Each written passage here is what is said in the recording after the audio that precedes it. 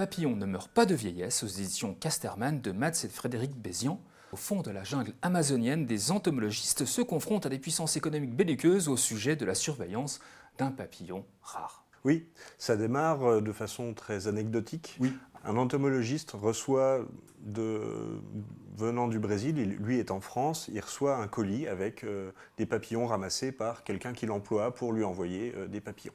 Et là, il se rend compte que dans la région où le papillon a été ramassé, il ne devrait pas y être. Et donc il se pose la question de est-ce qu'il y a eu une mutation, une migration? D'ailleurs, c'était une espèce qu'on pensait disparue totalement. Voilà.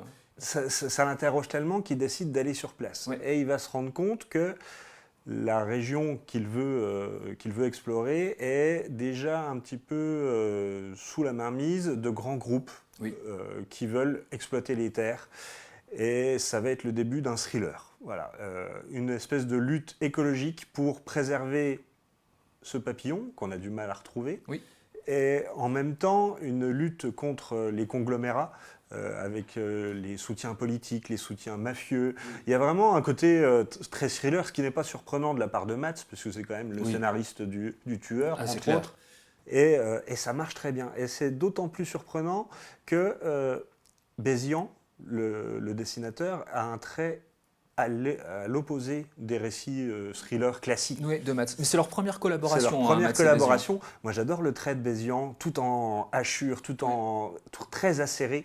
Et ça donne un ton sec, une nervosité à ce thriller qui le renforce d'autant plus.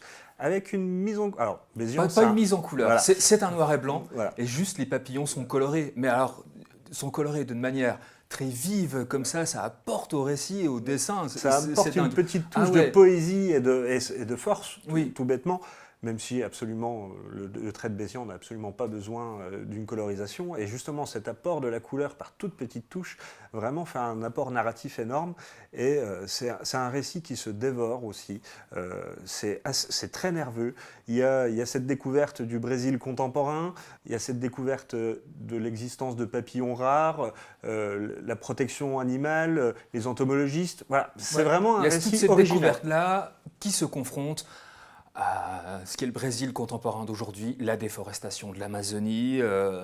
Voilà, c'est un récit cousu de fil blanc écologique, évidemment, avec la fragilité du papillon, très également métaphorique quant à l'éradication des faibles face aux bulldozers et à la vénalité humaine. Finalement, c'est tout ça qui est raconté dans cette histoire assez courte, mais très très bien mise en récit et mise en dessin. On se laisse vraiment prendre, surtout par le dessin. Ça s'appelle « Les papillons ne meurent pas de vieillesse » aux éditions Casterman. C'est de Mats et de Frédéric Bézian.